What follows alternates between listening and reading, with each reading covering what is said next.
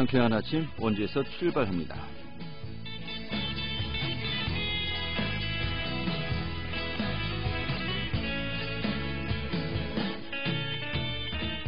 안녕하십니까. 7월 15일 수요일 아침 인사드리겠습니다. 상쾌한 아침 원주에서 출발합니다. 진행의 홍채호입니다.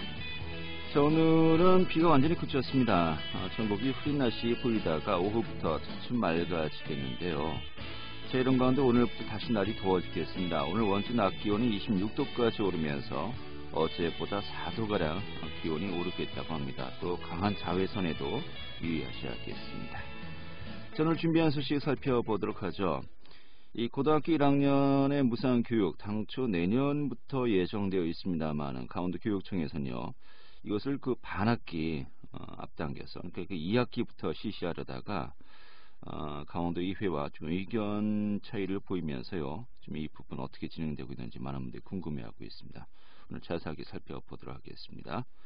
또 원주시가 시민들에게 이용 기회를 제공하기 위해서 농민문화센터와 드림체육관 등 실내 공공체육시설의 운영을 확대한다고 합니다. 그 내용 전해드리겠고요. 또 강원도의 이 수도권 집값을 잡기 위한 정부의 부동산 정책으로 풍선 효과가 일어나고 있습니다. 이런 가운데 지난 7.10 정책으로 인해서 좀 어떤 변화가 예상되는지 전반적으로 살펴보도록 하죠. 7월 15일 수요일 상쾌한 아침 원주에서 출발하겠습니다.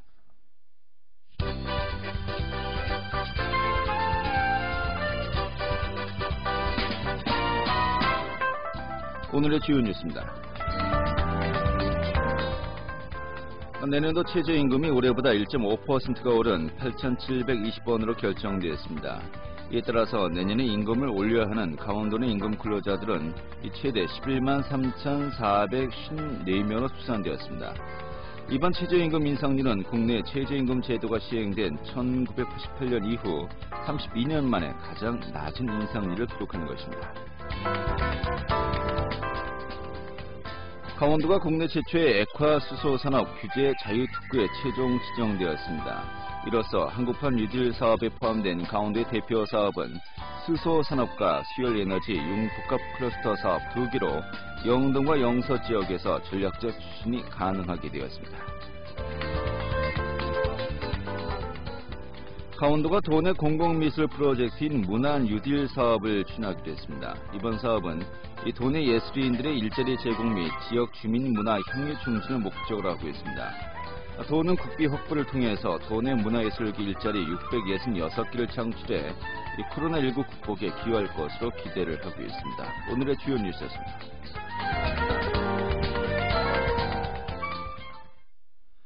네, 고등학교 1학년 학생들을 대상으로 하는 무상교육 방안과 관련해서 이 강원도 교육청 또 의회 간의 입장차를 보이고 있는 것으로 요즘 계속해서 보도가 되었었는데요. 이 부분 좀 어떻게 교통정리가 되고 있는지 들어보도록 하겠습니다. 강원도의회 김준서 의원 연결하겠습니다. 의원님. 네, 안녕하세요. 네, 반갑습니다. 네네, 반갑습니다. 요 며칠 굉장히 좀 논란이 많았었는데 일단은 큰 틀에서 제가 좀 정리를 먼저 하자면요. 당시 이제 고등학교 3학년은 작년부터 올해 고등학교 2학년 또 내년은 고등학교 1학년까지 이 무상교육이 이제 실시되기로 예정돼 있지 않습니까?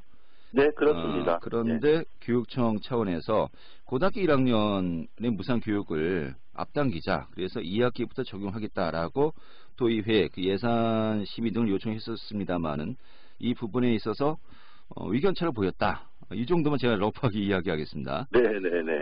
그리고 이것은 여러 가지 교통정리가 이루어지고 있는 것 같은데 일단 먼저 이 상황에 대해서 전체 교육위원회죠. 이제 도의회 차원에서는요. 지금 이 부분은 어떻게 보고 있는 겁니까?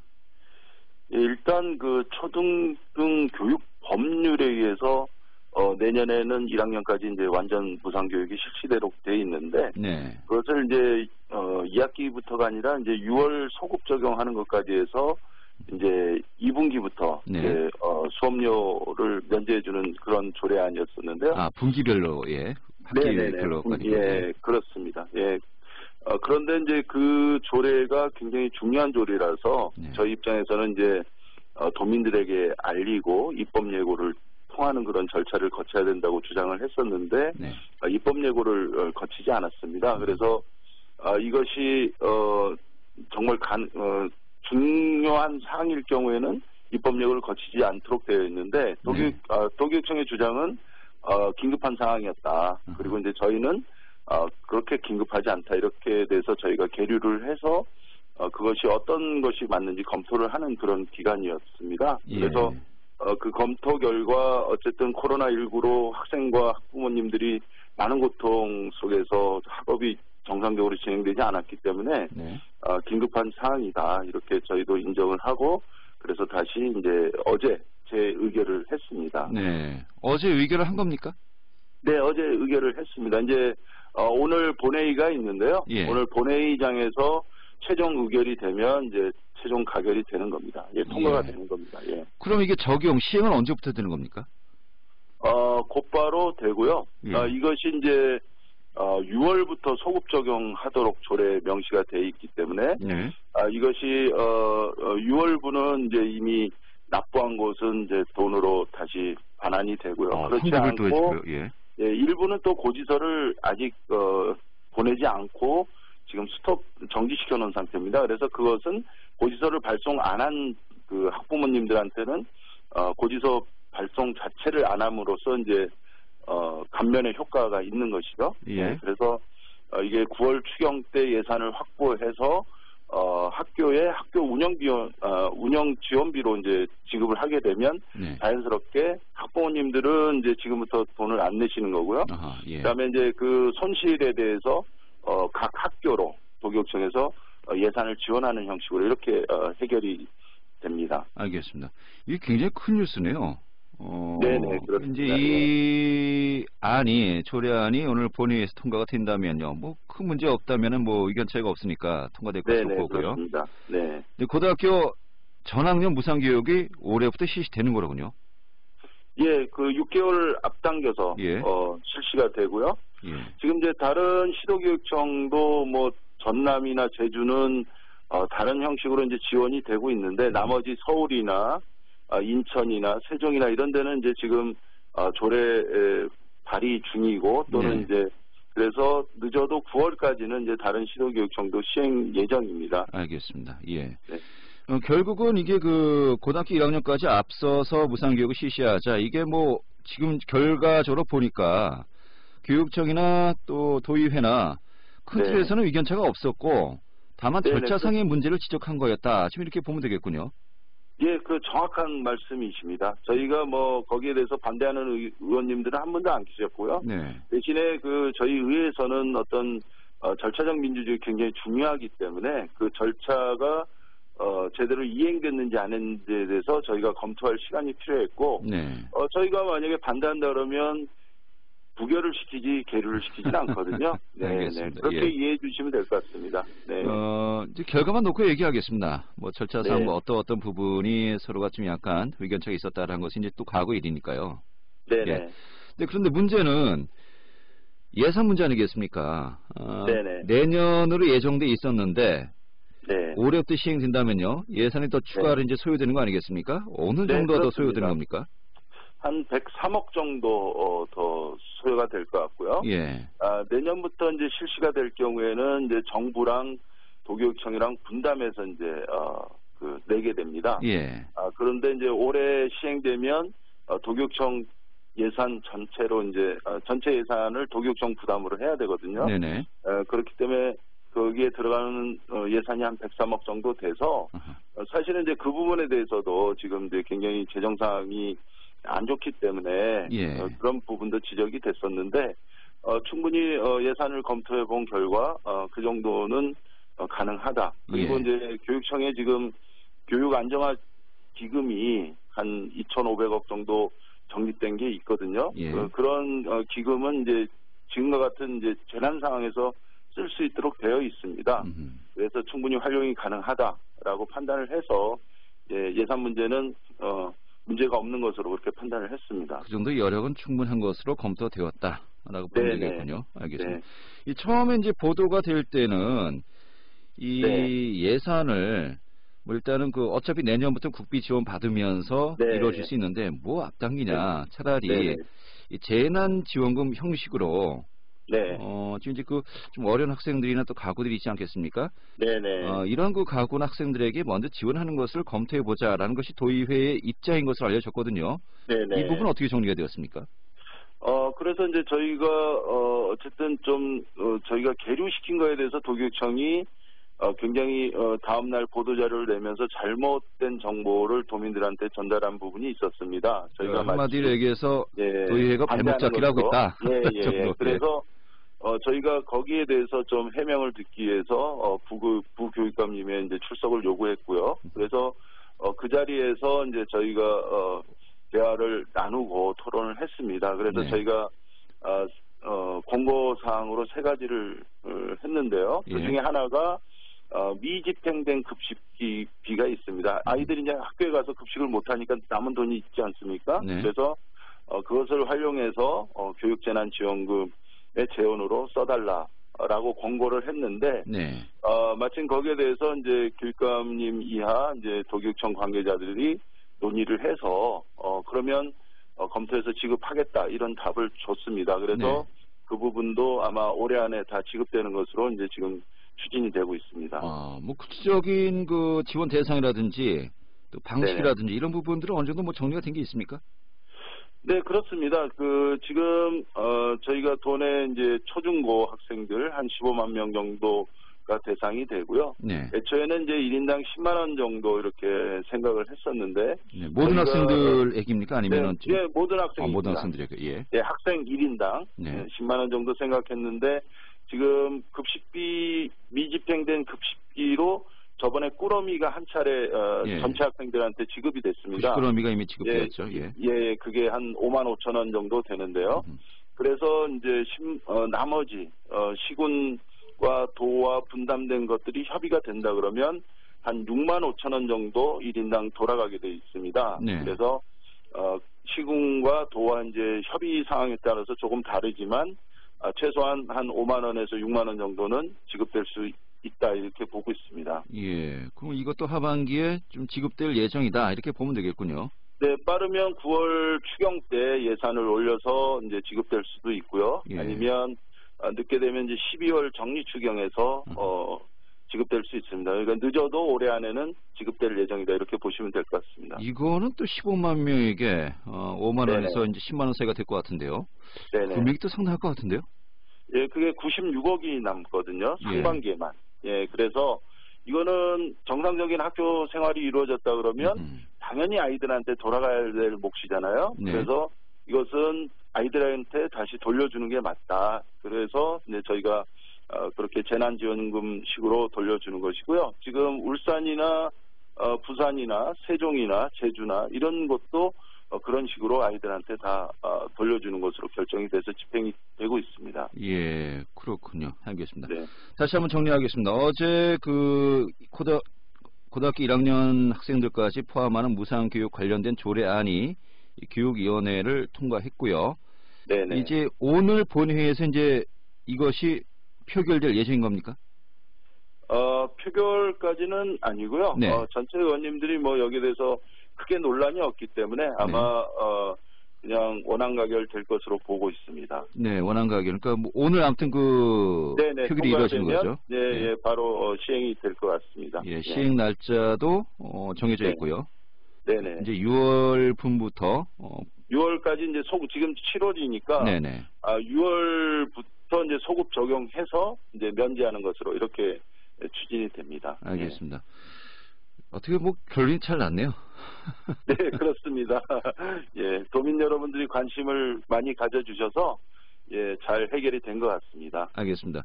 자, 고등학교 1학년 학생들 자녀를 둔 이 부모님들에게는 좀 희소식이 아닌가 싶네요. 알겠습니다. 여러 가지 재정 부담이 우려됐었습니다만은 그 정도 여름도 충분하다고 하니까요. 알겠습니다. 정리 잘 되었다는 것을 좀 반갑게 생각하면서요. 오늘 말씀 잘 들었습니다. 고맙습니다. 네, 감사합니다. 가운데회 김준석 의원이었습니다.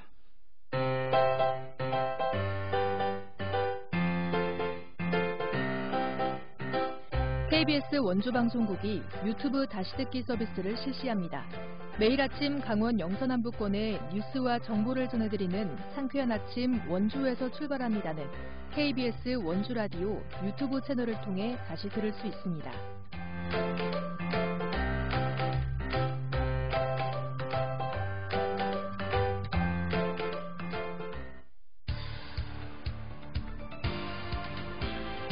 알찬 정보, 생생한 현장의 소식을 전해드립니다. 리포터 현장.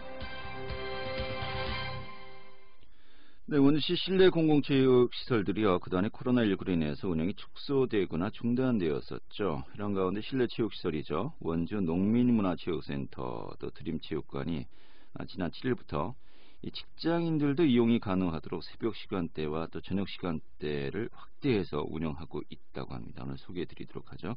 김민지 리포터 자리했습니다. 어서 오시죠. 네, 안녕하세요. 네. 자, 원주 지역의 실내 공공체육시설들 이번 주부터인가요? 이 운영 시간과 횟수를 또 확대해서 운영하고 있군요. 네, 원주시 실내 공공체육시설은 코로나19로 인해 고위험 시설로 분류되면서 그동안 이용하기 어려웠는데요. 원주 농민문화체육센터와 드림체육관도 코로나19로 인해 오전 9시부터 오후 6시까지 축소 운영되고 있었습니다. 지난 7일부터 두 곳의 실내 공공체육시설은 직장인 이용이 가능하도록 운영시간을 확대하고 있는데요. 농민문화체육센터는 평일 오전 6시부터 오후 9시까지 이용할 수 있고요. 주말에는 오전 9시부터 오후 6시까지 운영됩니다. 원주 드림체육관 역시 직장인 이용이 가능하도록 새벽 시간대와 저녁 시간대를 추가했는데요. 이에 대해 원주 드림체육관 김승영 팀장에게 듣겠습니다. 원주시는 지난 7월 7일부터 실내 공공체육시설 운영 횟수 및 시간을 늘려서 운영하고 있습니다. 이는 6월 23일 공공실내체육시설 운영을 제한적으로 개방한 지 2주 만에 운영 시간을 확대한 것인데요. 국민체육센터는 이미 아침 6시부터 저녁 9시까지 운영하고 있었지만 원주 농민문화체육센터와 드림체육관은 오전 9시부터 오후 6시까지만 운영하고 있었습니다. 그러나 2주간 실내 체육 시간을 운영한 결과 철저한 방역지침 준수로 실내 공공체육시설 개방에 대한 안정성이 확인됨에 따라 시민들에게 체육활동 기회를 더 드리고자 아침 6시부터 저녁 9시까지 기존 3타임에서 5개 타임으로 운영시간과 횟수를 확대하게 되었습니다. 운영시간을 확대함으로써 낮 시간에 이용할 수 없었던 직장인들이 아침과 저녁으로 체육활동을 하실 수 있게 되었습니다. 네. 자, 지난주군요. 지난 7일부터 이렇게 변화가 있었습니다만은 또 드림체육관도 역시 직장인들이 이용이 가능하도록 또 시간대를 확대해서 운영하고 있는 거로군요. 네, 원주 드림체육관은 지난 7일부터 운영시간과 횟수를 확대 운영하고 있는데요. 직장인들도 이용할 수 있도록 새벽 시간인 오전 6시부터 저녁 시간대인 오후 9시까지 실내 시설을 확대 운영하고 있습니다.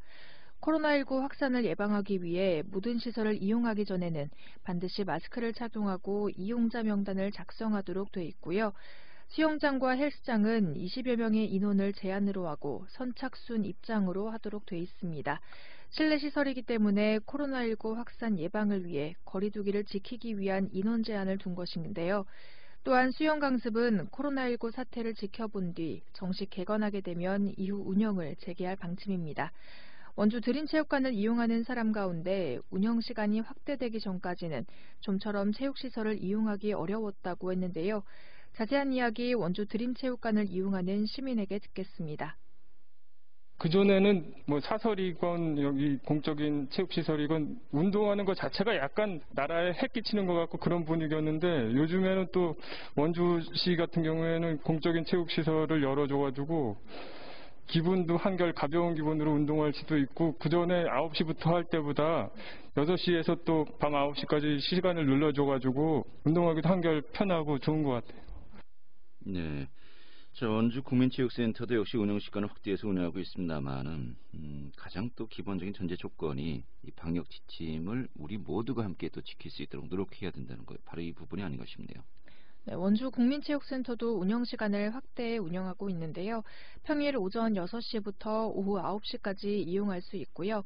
실내 공공체육시설은 모두 인원 제한을 두고 선착순 입장으로 운영되고 있습니다. 또 출입문은 센터별 1개소만 개방하고 마스크를 착용하지 않은 사람은 입장할 수 없도록 했는데요. 국민체육센터에 마련된 농구장이나 요가, 에어로빅 등의 강습은 이후 정식 개관할 때 운영이 재개될 예정입니다. 많은 분들이 코로나19로 인해 그동안 실내 체육시설은 물론이고 야외 시설에서도 운동하는 데 어려움이 많았는데요. 원주시는 이러한 실내 체육시설을 이용할 때에도 반드시 해당 시설의 방역 지침을 준수해달라고 당부했습니다. 네, 알겠습니다. 오늘 잘 들었습니다. 네, 감사합니다. 네, 김민주 리포터였습니다.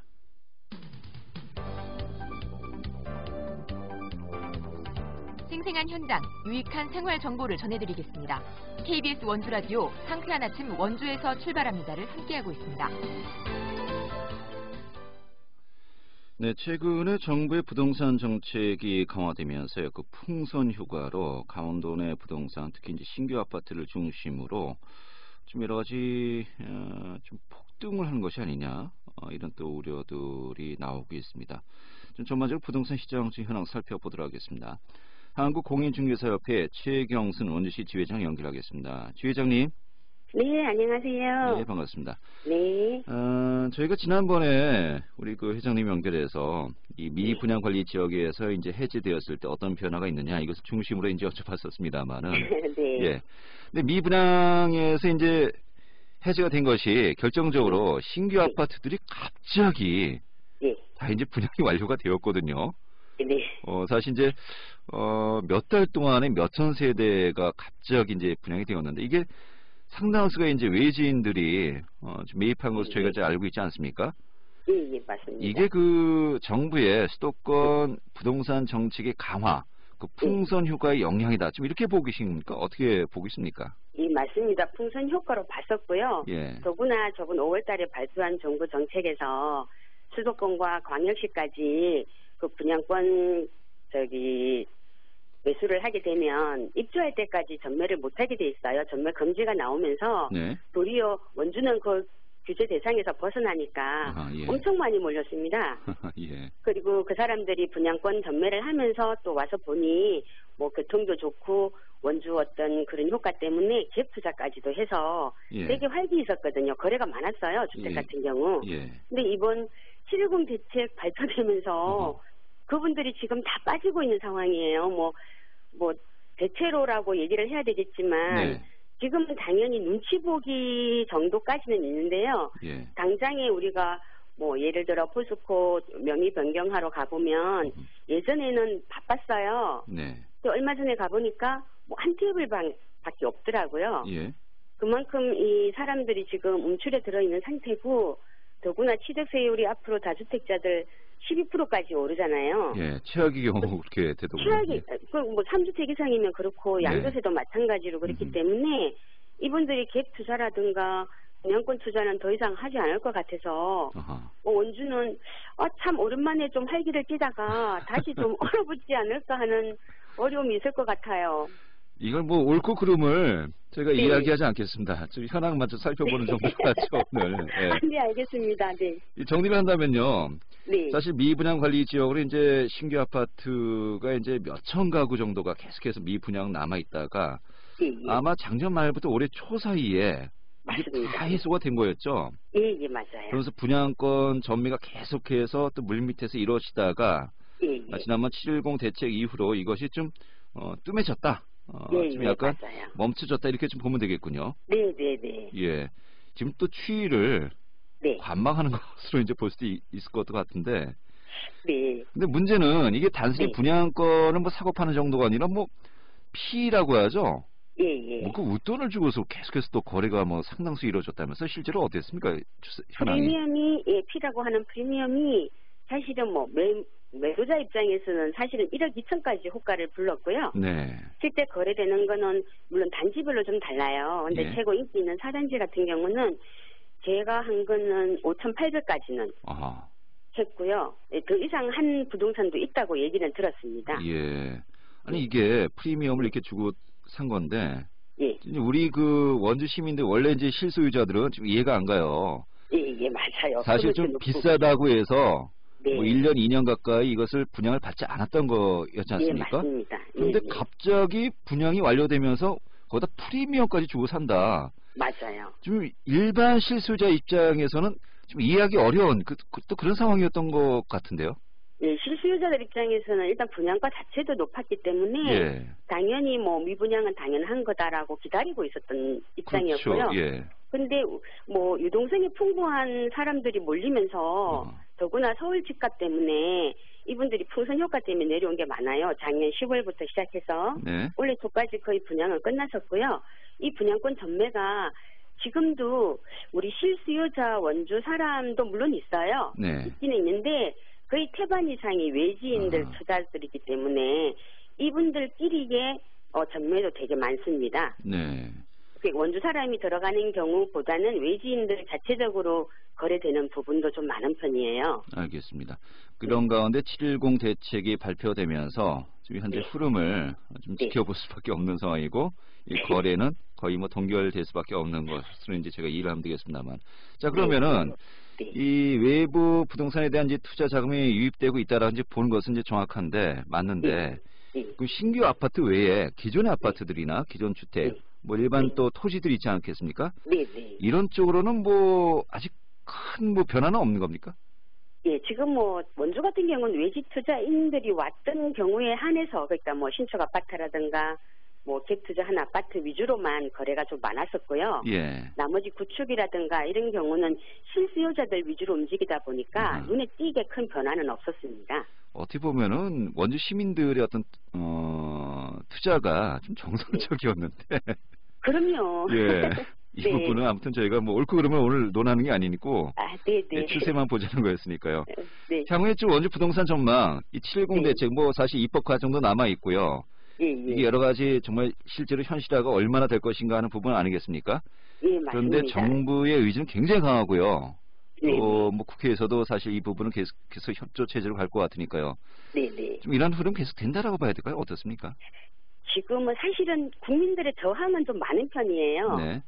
뭐 특히 투자자들 위주로 해서 지금 국민청원도 올리고 지금 상황을 보니까 예. 저항은 많은데 아까 말씀하신 대로 뭐 지금 정부의 강력한 의지가 있어서 뭐 이거는 뭐 쉽게 바꿔질 것 같지 않고 알겠습니다. 정책 그대로 나갈 것 같습니다. 네, 좀 신중해야 될 것 같습니다. 결론은 그런데. 네, 알겠습니다. 오늘 잘 들었습니다. 네, 고맙습니다. 네, 한국공인중개사협회 최경수 원주시 지회장이었습니다. 고맙습니다.